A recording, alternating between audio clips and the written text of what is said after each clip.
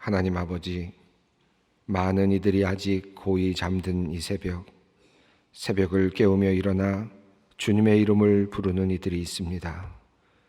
주님께만 희망을 두고자 하는 이들, 주님께만 영광을 돌리기를 원하는 이들, 주님으로부터 오는 능력을 힘입고자 하는 이들, 주님께로부터 치유의 은총을 얻고자 하는 이들이 오늘도 주님의 전에 모였습니다. 하나님, 감사합니다. 우리에게 말씀을 주시고 힘을 주시고 기쁨과 활력을 일으켜 주시니 참 감사합니다.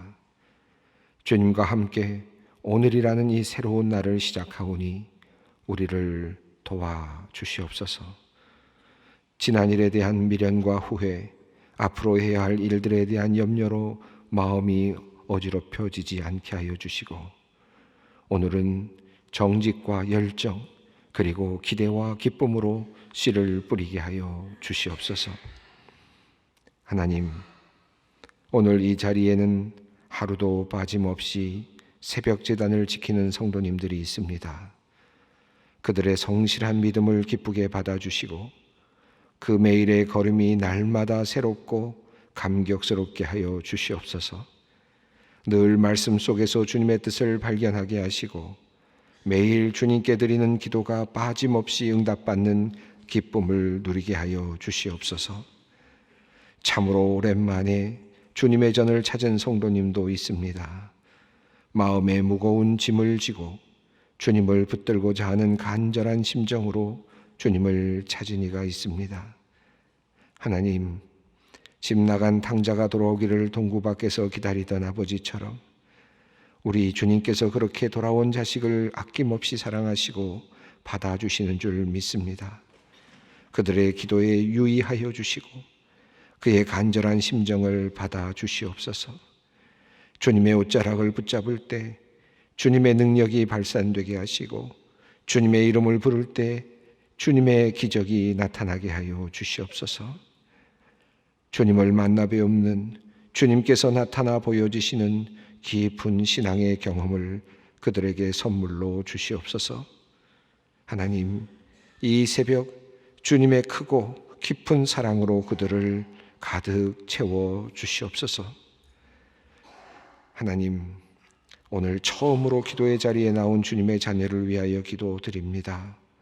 몰래 나온다고 생각했지만 하나님은 모든 것을 아시니 누가 숨길 수 있겠습니까? 그들이 이곳에까지 오게 된 길을 아시는 주님이시오니 그들이 가야 할 길도 아실 줄 믿습니다. 그들의 애통하는 마음과 두려운 마음 헤아려 주시옵소서.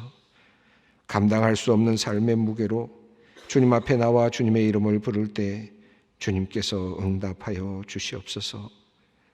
힘과 방패 되시는 하나님을 경험하게 하여 주시고 눈물과 탄식 속에 숨겨진 고통과 막막함을 다 알아주시고 위로하시는 하나님을 경험케 하여 주시옵소서.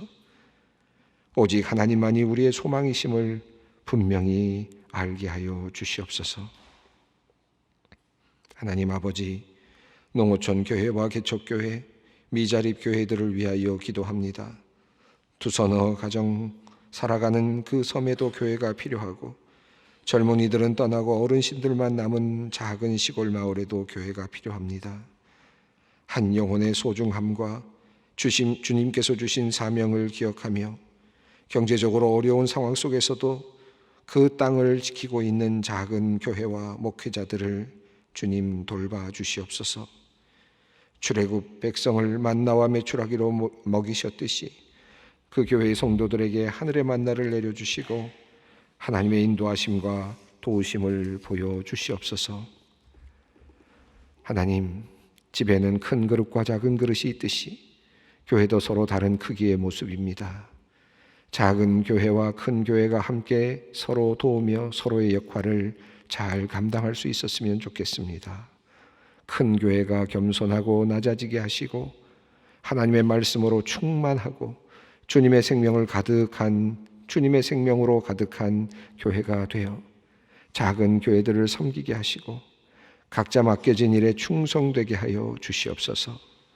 큰 교회는 자칫 잘못된 길로 들어설 위험이 많이 있사오니 사탄의 유혹으로부터 지켜주시고 하나님께서 늘 함께하여 주시옵소서. 하나님, 작은 교회와 큰 교회가 상생하는 비전과 정책을 키워가는 데에 우리 소망교회가 쓰임받기를 소망합니다. 큰 교회로서가 아니라 하나님의 마음을 시원케 하는 교회로서 하나님께 기억되고 칭찬받게 하여 주시옵소서. 하나님, 내일은 거룩한 주일입니다. 이 땅의 모든 예배의 자리마다 하나님의 은혜를 풍성하게 내려 주시옵소서. 무엇보다 말씀을 준비하는 주의 종들에게 지혜의 영을 부어 주시옵소서. 특별히 교회 학교를 섬기는 젊은 목회자들을 위하여 기도드립니다. 설교를 정성을 다해 준비하게 하시고 학생들과 교사들을 섬기는 일에 최선을 다하게 하여 주시옵소서. 늘 기도하게 하시고 성령의 자기장 안에서 사명을 잘 감당케 하여 주시옵소서. 하나님, 소망 성도들의 어려운 형편과 그들의 기도를 주님께 올려드립니다. 며칠 전 2번의 심장 수술을 받고 회복 중인 어린아이, 인공 판박 치환 수술을 받고 회복 중이신 권사님을 위하여 기도합니다. 그들의 심장이 바로 뛰게 하시고 거침이 없게 하시옵소서. 생명의 근원이 되시는 주님께서 수술한 부위를 잘 아물게 하시고 빠르게 회복케 하여 주시옵소서. 치매가 진행 중인 우리 권사님들, 집사님들, 장로님들, 어르신들이 있습니다. 하나님, 비오니 인간의 존귀함을 잘 유지할 수 있도록 주님 붙잡아 주시옵소서. 희미해져가는 기억 속에서도, 뒤틀려지는 기억 속에서도 주님을 잊지 않게 하시고 가족들을 놓치지 않게 하여 주시옵소서. 혹시나 우리가 무엇인가를 잃어버릴지라도, 심지어 신앙조차도, 하나님조차도 기억하지 못할지라도 하나님은 우리를 기억하시고 우리의 이름을 또렷이 기억하여 주실 줄로 믿습니다. 오늘 수련회를 갖고 있는 사부 할렐루야 찬양대를 주님께서 기쁘게 보아주시기를 원합니다. 하늘의 은혜를 내려주시고 그들에게 찬양할 이유가 많아지게 하여 주시옵소서. 오늘 새벽 기도 후에 있을 교육부 주간 두드림 교사 기도회에도 하나님께서 임재하여 주시옵소서. 교사들이 새 힘을 얻는 귀한 시간이 되게 하여 주시옵소서. 대입시험 중에 있는 우리 학생들이 있습니다. 여러 가지 실기시험 등을 치르며 마음이 지쳐있는 우리의 입시생들에게 하나님께서 새 힘과 위로를 내려 주시옵소서. 이제 하나님의 말씀 앞으로 나아갑니다. 주님께서 오늘 내게 주시는 말씀을 놓치지 않겠다는 마음으로 경청케 하시고 그 말씀을 통해 이 하루를 살아갈 힘을 얻게 하여 주시옵소서. 성령의 인도하심을 간구하옵고 우리 주 예수 그리스도의 이름으로 기도 올리옵나이다. 아멘.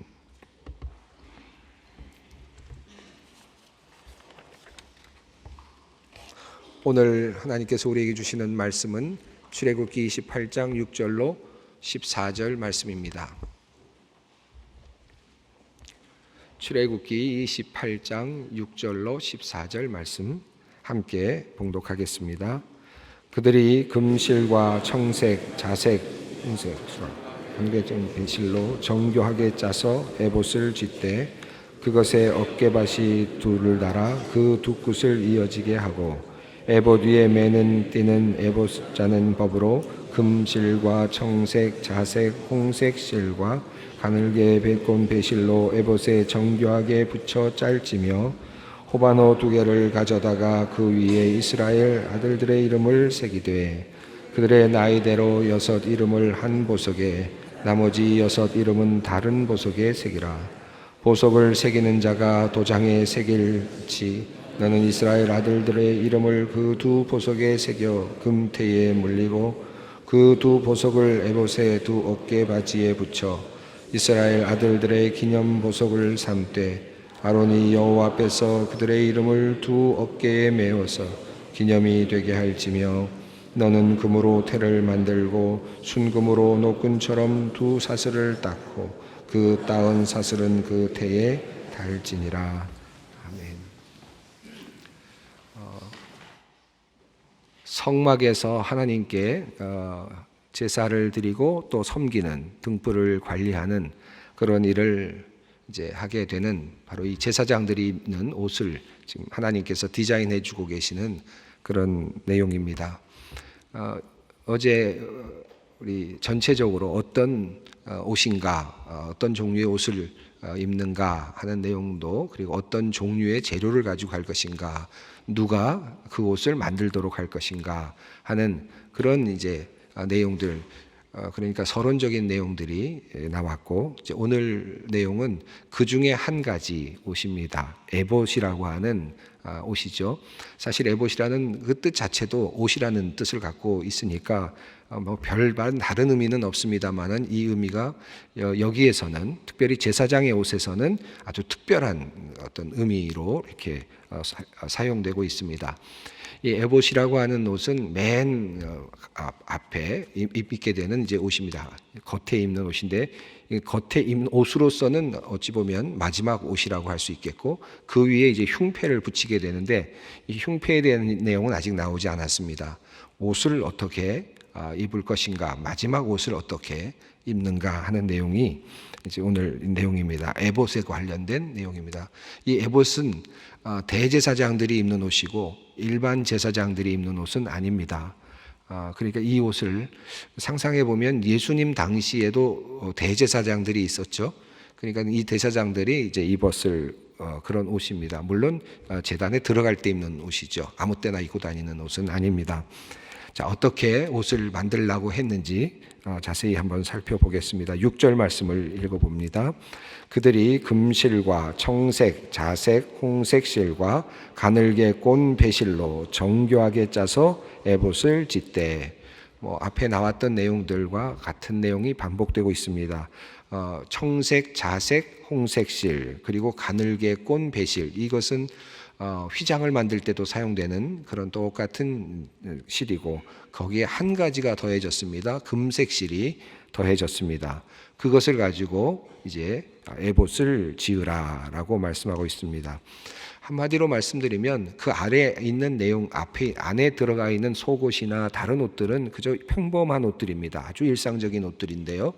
앞에 이제 보여지는 이 옷은 조금 화려한 옷입니다. 하나님께 나타나는, 하나님과 먼저 대면하는 옷으로서 화려한 옷을 조금 더 아름답게 만드는 옷이라고 할 수 있겠습니다.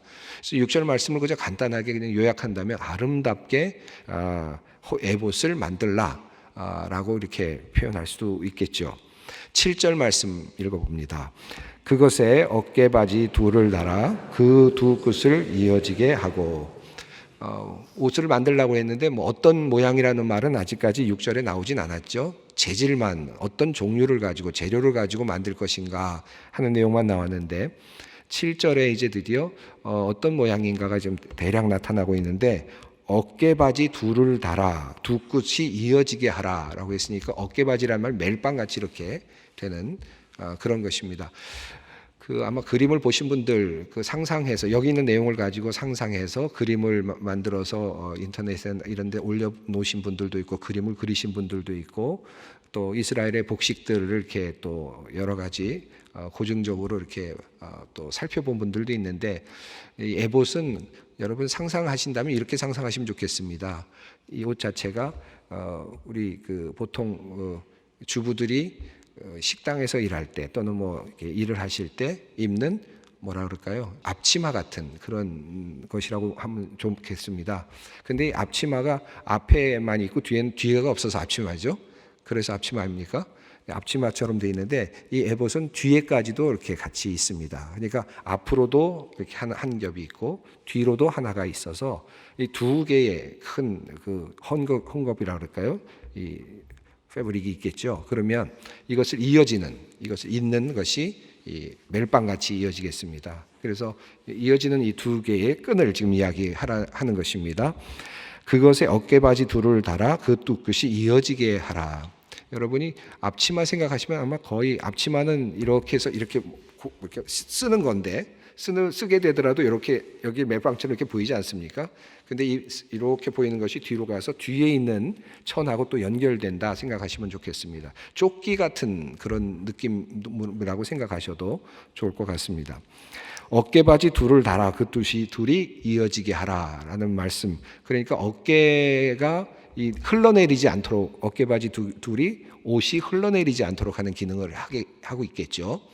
그런 의미이겠습니다. 그래서 7절 말씀은 그 옷이 흘러내리지 않도록 만들라, 이렇게 이해할 수 있을 것 같습니다. 6절을 아름답게 만들라, 내가 시키는 대로 만들라. 그 다음에 7절은 그 옷이 흘러내리지 않도록 만들라, 이렇게 이해할 수 있겠죠. 8절 말씀은 이제 그 다음 단계입니다. 한번 읽어봅니다. 에봇 위에 매는 띠는 에봇 짜는 법으로 금실과 청색, 자색, 홍색 실과 가늘게 꼰 배실로 에봇에 정교하게 붙여 짤지며, 에봇 짜는 법이라는 것이 있는데 그건 출애굽기 39장에 이제 나오는데요. 뭐 큰 다른 것은 아닙니다. 금을 얇게 쳐서 오려서 실을 만들고 다른 색실을 섞어서 정교하게 짜라, 뭐 이런 내용이 나옵니다. 그러니까 금색 실을 짤 때 금을 얇게 쳐서 오려서 실을 만들고, 그러니까 금색 실을 만드는 방식이 좀 독특합니다.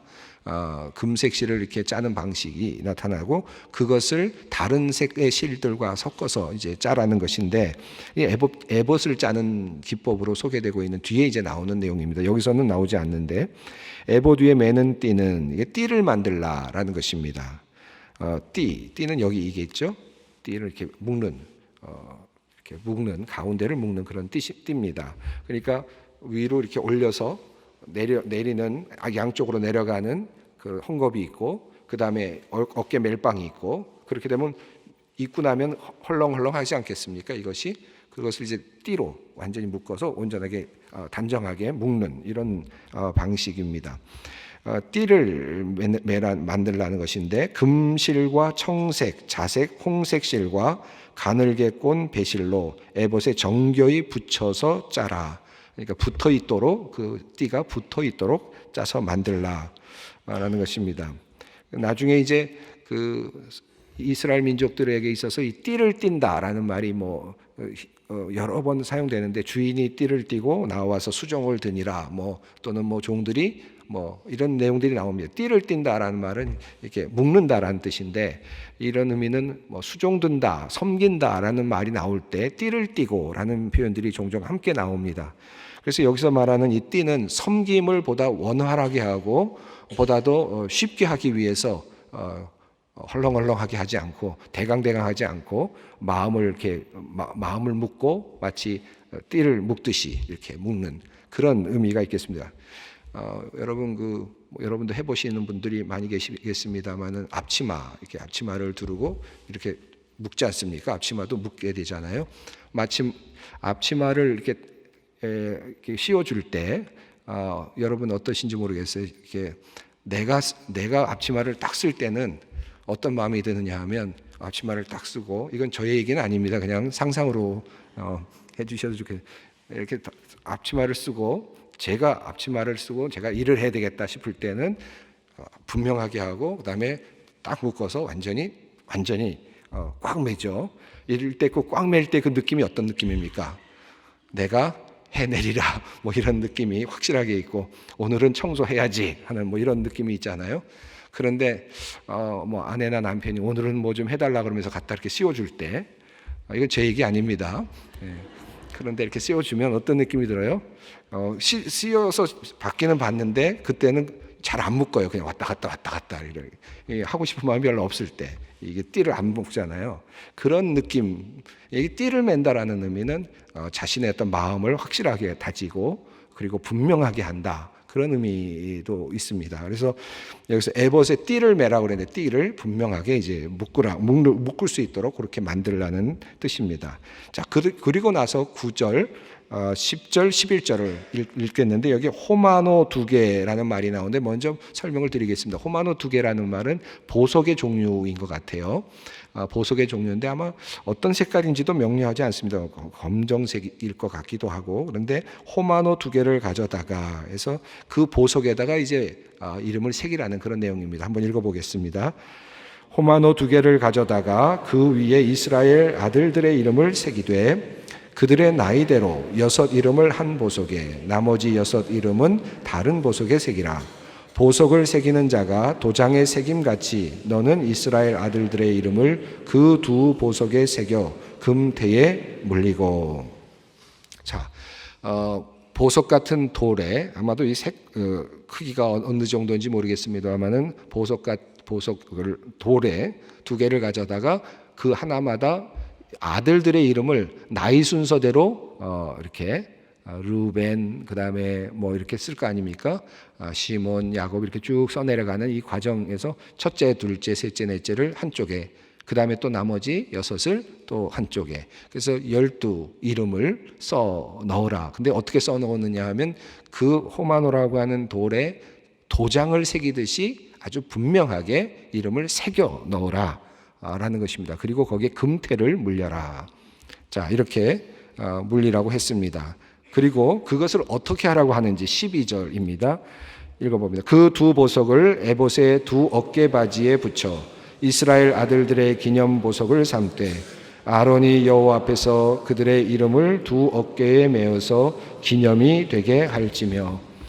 여기 지금 멜빵처럼 만든 이 어깨 거리가 있지 않습니까? 거기에다가 2개의 그 보석, 2개의 돌을 붙이라. 붙이면 거기에 이름들이 새겨져 있을 것입니다. 12 아들들의 이름이 새겨져 있습니다. 이것이 사실 핵심이죠. 에봇이 주는 가장 큰 핵심은 이름이 새겨진 옷. 뭐 멜빵이 있고 끈이 있고 이것도 매우 중요합니다만 가장 다른 기능을 하는 옷은 이 옷이 갖고 있는 기능은 이름이 새겨져 있는 옷. 우리들의 이름이 새겨져 있는 옷입니다. 13절 14절 읽어봅니다. 너는 금으로 태를 만들고 순금으로 노끈처럼 두 사슬을 닦고 그 따은 사슬은 그 태에 달지니라. 자, 그래서 이 에봇의 그 방향은 어디를 향하고 있습니까? 에봇의 방향은 하늘을 향하고 있습니다. 하늘을 향하고 있습니다. 하늘에서 보시는 하나님, 또 대제사장이 몸을 굽혀서 하나님의 전으로 들어갈 때, 휘장을 열고 몸을 굽혀서 하나님에게 들어갈 때 제일 먼저 보이는 부분이 어디입니까? 이는 그 이름입니다. 그 머리에 이렇게 이스라엘 백성들이 뭘 쓰지 않습니까? 그 쓰는 이유가 뭐라 그러죠? 하나님께 머리를 보이지 않게 하기 위해서 추한 모습을 보이지 않기 위해서 이렇게 이제 쓴다 이렇게 하잖아요. 그럼 이게 쓰고 그러니까 하나님이 보시는 부분으로 이렇게 이해했을 때 우리는 이렇게 보는데 시각이 하나님은 위에서 내려다 보신다라고 생각을 하기 때문에 위에 있는 이 모습이 굉장히 또한 중요합니다. 그런데 여기에 무엇이 쓰여져 있느냐 하면 우리들의 이름이 하나님께서 기억하실 이름이 쓰여져 있다. 이것이 에봇이 가지고 있는 아주 매우 중요한 기능이라고 할 수 있겠습니다. 근데 한번 상상을 해보시죠. 옷이 지금 7가지의 이제 내용이 나오는데 지난 시간에 말씀드렸지만 이제 입는 옷으로는 이제 흉패까지 빼면 5개가 되어 전체적으로 7개죠. 7개의 옷이 이렇게 입혀져 있는데 밑에서 방향에서 한번 볼까요? 밑에 방향에서 한번 보면 어떻게 되어 있을까요? 밑에서부터 누군가가 밑에서 올려다본다. 지금 제사장의 옷을 올려다본다고 한번 생각을 해보겠습니다. 발바닥을 봅니다. 우선 발바닥이 어떻게 되어 있을까요? 아직 다 나오진 않았습니다만 대제사장이 신발을 신습니까? 안 신습니까? 신발이 나오든가요? 발견을 할 수가 없죠. 신발에 대한 내용이 없어요. 신발을 신었다는 내용이 없습니다. 그 말은 맨발이었을 가능성이 많죠. 맨발로 하나님 앞에 서는 겁니다. 땅 바닥은 성막의 바닥은 뭐였습니까? 그냥 그곳 그 자리였습니다. 거기에 뭘 깔거나 어떤 거 하지 않았습니다. 그냥 그 모습 그대로 그 모습 그대로, 그 땅 그대로, 성막의 땅. 근데 거기에 서 있는 대제사장도 맨발 그대로, 신발도 안 신고 땅바닥을 디디고 있고, 현실이죠.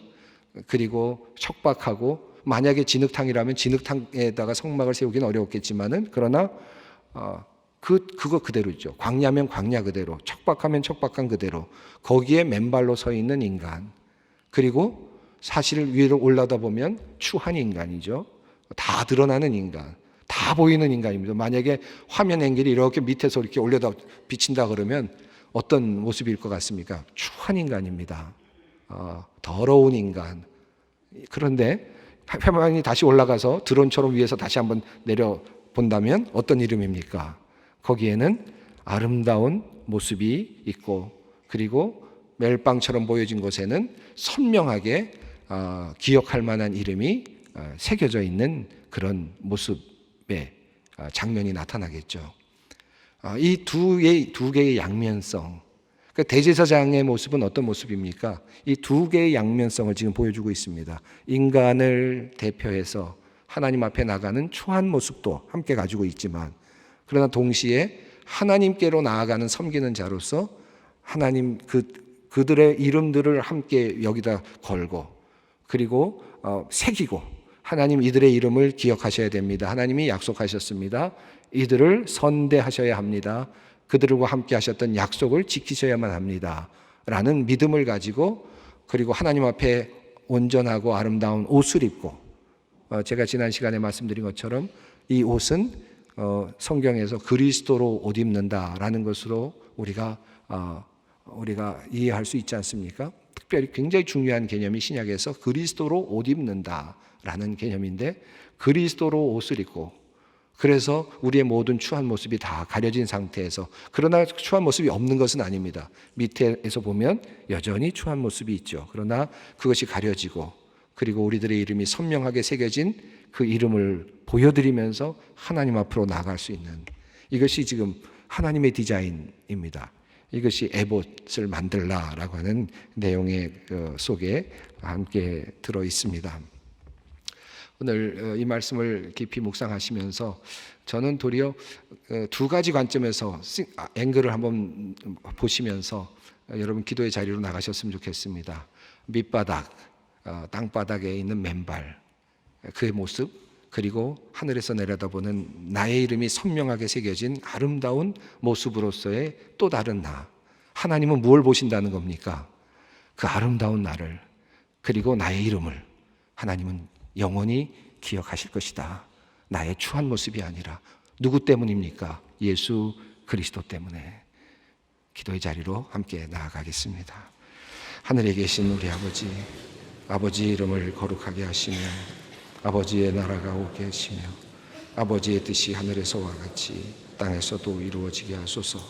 오늘 우리에게 일용할 양식을 주시고 우리가 우리에게 잘못한 사람을 용서하여 준 것 같이 우리의 죄를 용서하여 주시고 우리를 시험에 빠지지 않게 하시고 악에서 구하소서. 나라와 권능과 영광이 영원히 아버지의 것입니다. 아멘.